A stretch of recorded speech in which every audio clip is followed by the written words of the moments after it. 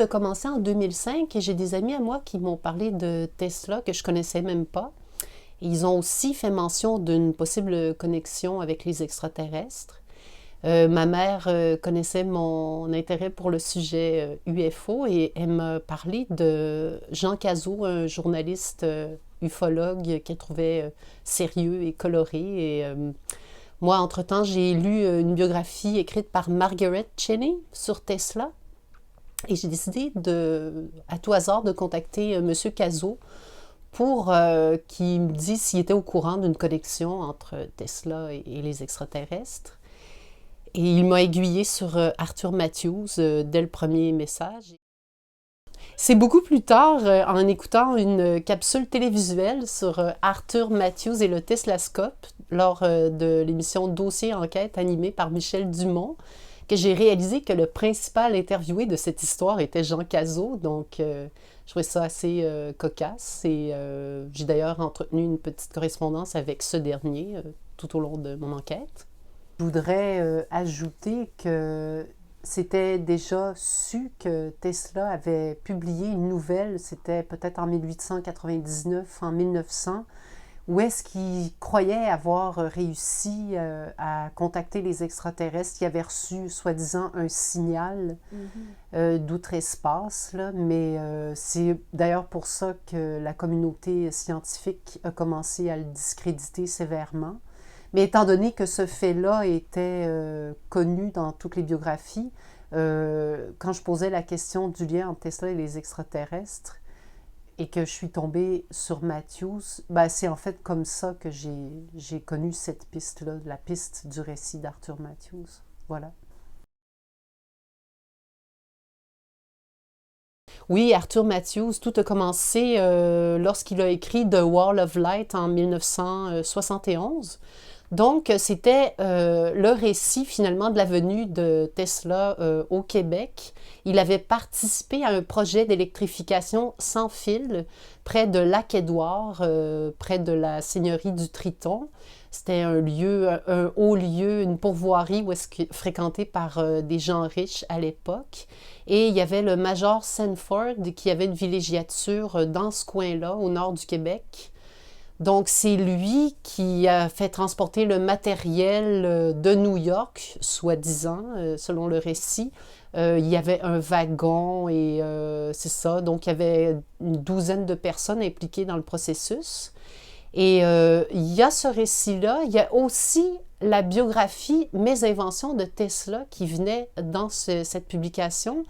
Et il y a beaucoup de gens qui croient que le récit de Matthews est authentique, notamment à cause de ça. Mais ce qu'il faut savoir, c'est que cette biographie-là de Tesla a été publiée en 6 parties. Donc, en 1919, dans le magazine Electrical Experimenter. Donc, Arthur Matthews a repris ça donc, en exergue de la publication. Il y a aussi le fait que il parle du récit des Vénusiens, là, du X-12. Je me suis pas trop penchée sur cette partie-là parce que je trouvais que peu importe si ça était vrai ou pas, le récit en soi de l'expérience avec Tesla était assez détaillé et semblait très plausible. Donc, le défi, c'était de trouver une preuve matérielle de cette histoire-là.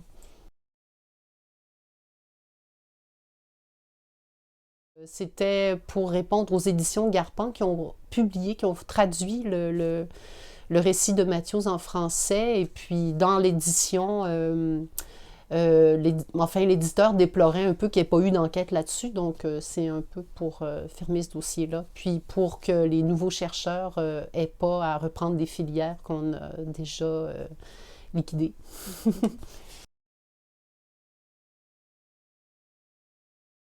Je décide de commander une biographie écrite par Mark Cypher.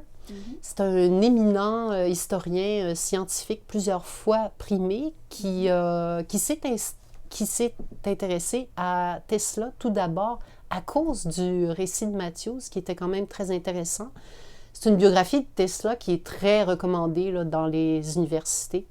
Et j'ai décidé de lui écrire pour savoir qu'est-ce qu'il pensait de cette histoire-là. Et puis, ça faisait longtemps qu'il avait mis ça de côté. Il avait fait son enquête personnelle, puis il trouvait finalement que c'était des divagations d'un homme illuminé.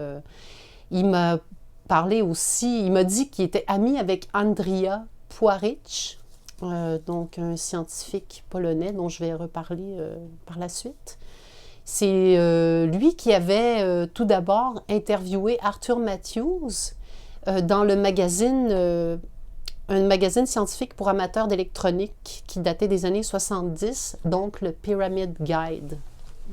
Tout en restant là, je continuais à m'intéresser à Tesla, mais c'est juste en 2012 que mon conjoint Robert, amoureux des cartes, a décidé de faire une lecture plus attentive du récit de Matthews.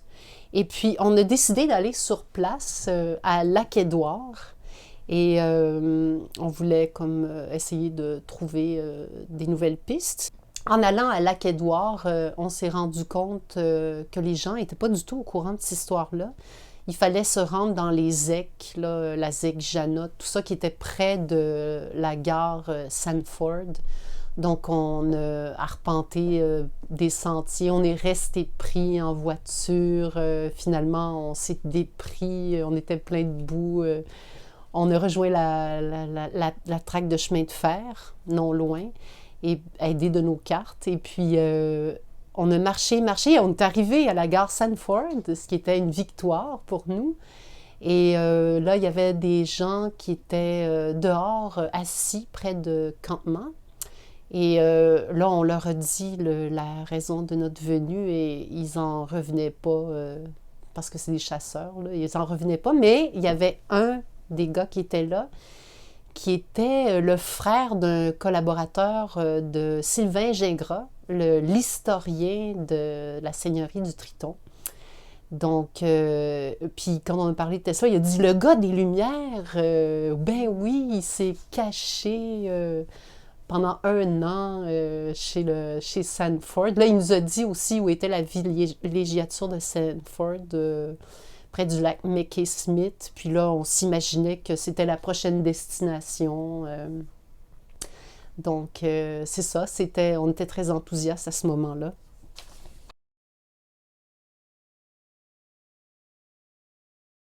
Ben, ça a pris du temps avant qu'on puisse le rencontrer. On a eu quand même quelques petites conversations téléphoniques.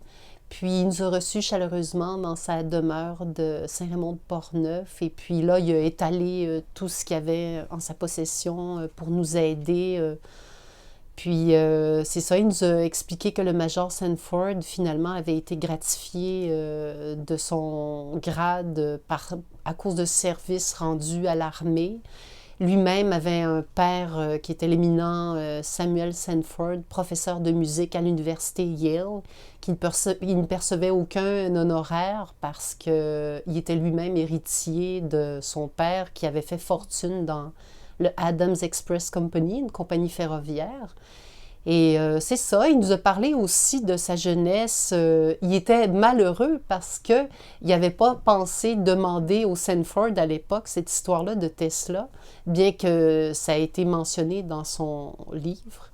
Puis les derniers descendants étaient partis dans les années 70, mais il est retourné lui-même sur les lieux. Il dit qu'il a ratissé tout le domaine et puis il n'a rien trouvé. Il nous a parlé aussi de M. Plamondon, qui avait été directeur de la seigneurie du Triton, ou je ne sais pas exactement, mais qui lui disait avoir rencontré un jeune homme dans les années 80, Jacques Gagnon, qui était venu enquêter là-dessus. Donc, c'était encore des nouvelles pistes à explorer. Alors, lui-même, ce monsieur Plamondon-là, avait un chalet près du lac Élisabeth et puis il avait fait sa propre investigation sur un diplomate français qui s'appelait Maurice Eilman, qui avait lui-même érigé une tour de communication. Donc, il semblait aussi avoir trouvé un socle de tour. Et puis finalement, il en avait conclu que ça n'avait aucun rapport, mais enfin, c'était des pistes qu'on a quand même écumées.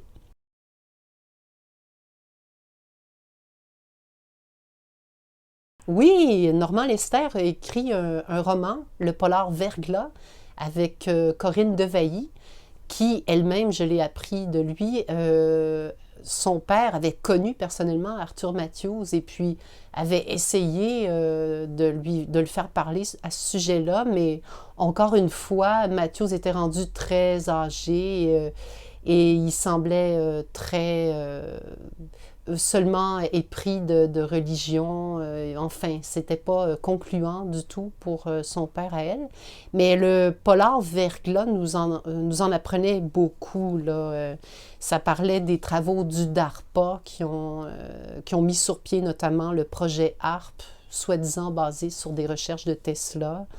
Ça parlait de Saint-Edwidge de Roberval comme lieu d'expérience météorologique.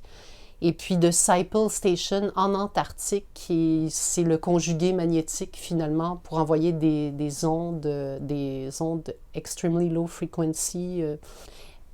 Après, M. Gingras nous avait suggéré d'aller investiguer les archives, les microfilms à Chicoutimi. Et puis on est allé en compagnie de notre amie Marie Larocque. On a essayé d'éplucher les chroniques mondaines des journaux de l'époque pour voir si on trouvait pas, s'il n'était pas fait mention de personnalités qui se seraient trouvées là. Et puis, ayant passé par le Lake St. John Railway Station, ben, c'était en anglais, là, en tout cas. Donc, M. Lester m'a mentoré beaucoup là, durant l'enquête. Il me suggéré de faire des recherches sur le dossier militaire de Sanford. Il disait qu'il était lui-même allé dans la région à l'époque de la rédaction du roman. Il avait rencontré la famille Gros-Louis. Il y avait eu aussi une photo du camp Sanford, mais il n'était pas allé non plus parce que c'est un lieu très inaccessible et très privé, là, donc c'est pas simple de se rendre là.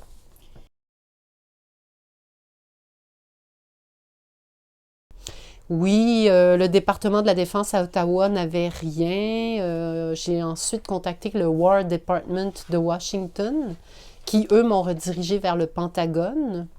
Le Pentagone m'a écrit de rejoindre les Archives nationales du Maryland.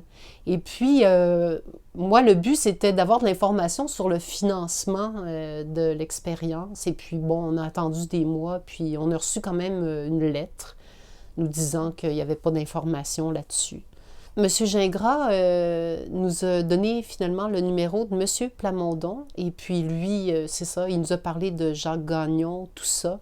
Mais là, il n'y avait pas son numéro non plus. C'est plus tard que Robert, en faisant une recherche sur Andrea Puarich, a découvert un article sur Internet du Sarasota Herald Tribune datant de 1977, référant au docteur Mikrovski.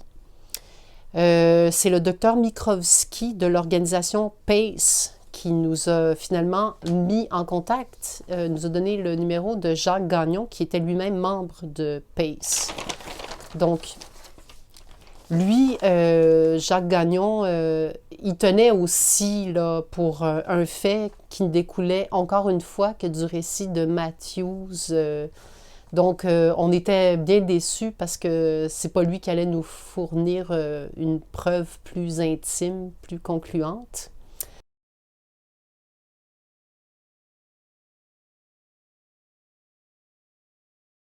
Oui, il m'a envoyé plusieurs documents. On s'est parlé longuement au téléphone. Il y avait un très fort accent, donc ça a été quand même difficile, mais j'étais très heureuse là, de son aide. Donc, il me parlait de la genèse de Pace du sénateur Carter, qui cherchait un moyen pour électrifier Terre-Neuve, de Mila Mulroney, qui avait comme participé un peu à ce projet, probablement par patriotisme, étant yougoslave. René Lévesque aussi était très attiré par les travaux de Tesla, qu'il aurait aimé combiner avec Hydro-Québec. M. Mikrovski a parlé de l'humiliation qu'il a subie de la part du président d'Hydro-Québec lors d'un événement de l'IREC avec les Nations unies et les médias. Ce dernier l'aurait sommé d'arrêter de parler de Tesla et du transport de courant sans fil. Donc, c'est un monsieur qui fait des recherches, qui est constamment discrédité, mais il semble très sûr de la technologie qu'il essaie de pousser. Trudeau père aussi a bloqué le projet à l'époque. Il m'a chaleureusement encouragée à poursuivre malgré tout. Dans le cadre de ce projet d'électrification sans fil, il était aussi fait mention de la fameuse carte de Matthews localisant les tours. Dans l'article Wireless Transmission, A Century of Power Politics Tussles Over Free Energy's Price Tag, écrit par Mary Sue Halliburton en 2006 à la référence 10B, il était écrit que Matthews avait remis au sénateur Carter une carte des dites tours de transmission.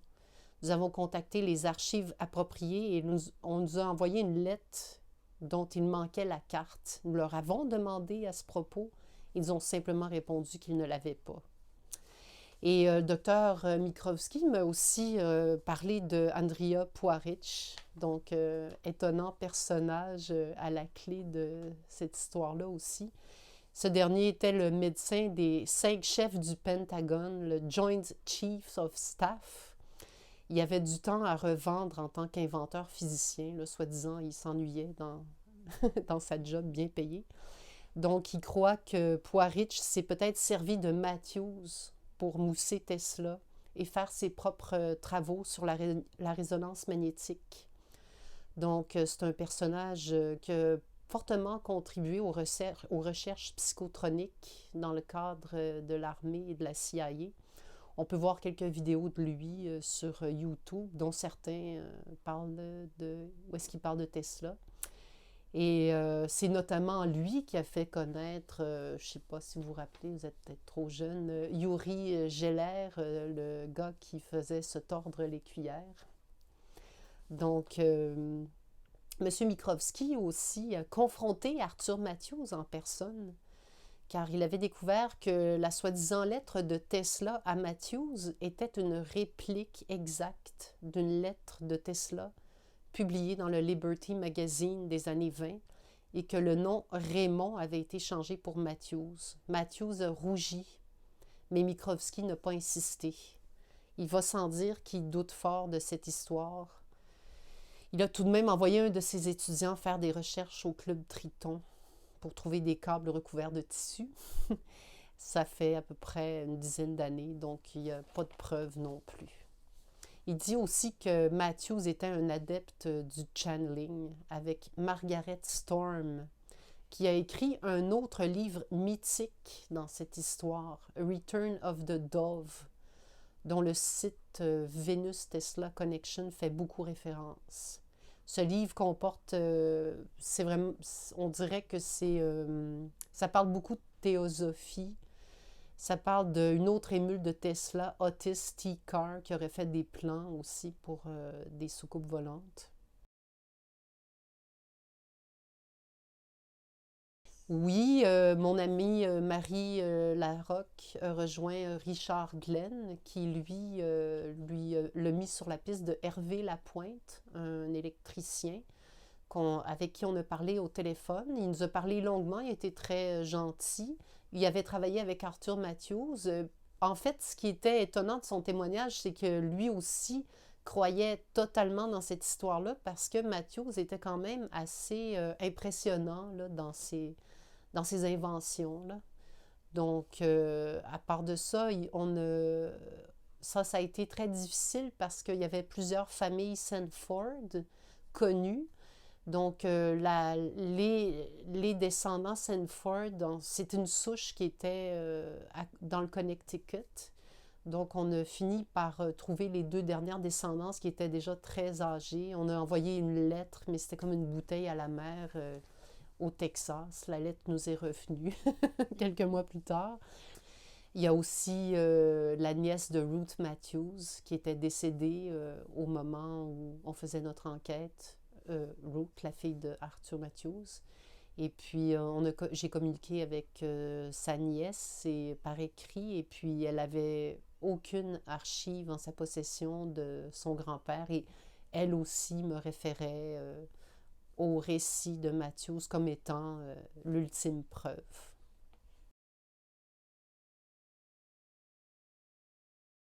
Oui, grâce aux aimables personnes du service de prêt entre bibliothèques de Yale, je fais venir un microfilm sur le professeur émérite, père du major Sanford, Samuel Sanford, qui se trouvait être le grand ami du compositeur polonais Ignace Paderewski.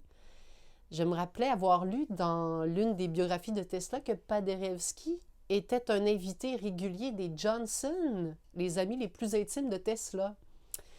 Donc, ils se connaissaient. C'est là l'ultime rapprochement que j'ai pu faire dans toute cette histoire. Les possibilités pour que Nikola Tesla ait connu les Sanford s'en trouvent quand même décuplées.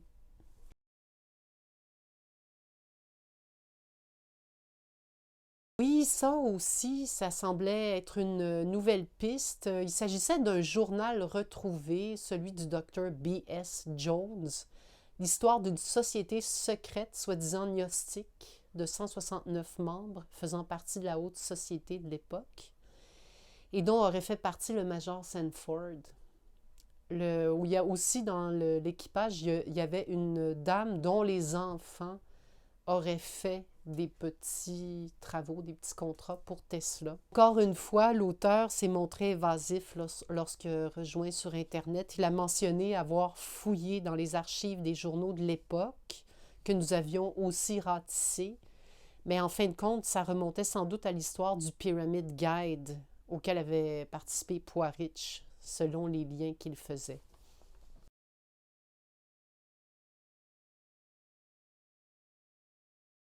Oui, c'est ça, en 2016, plus rien. On aurait pu payer une archiviste pour fouiller dans les registres de la compagnie de chemin de fer, mais ça aurait été trop fastidieux, onéreux, et d'ailleurs, la personne contactée à cet égard nous a dit qu'il ne gardait pas de liste de passagers.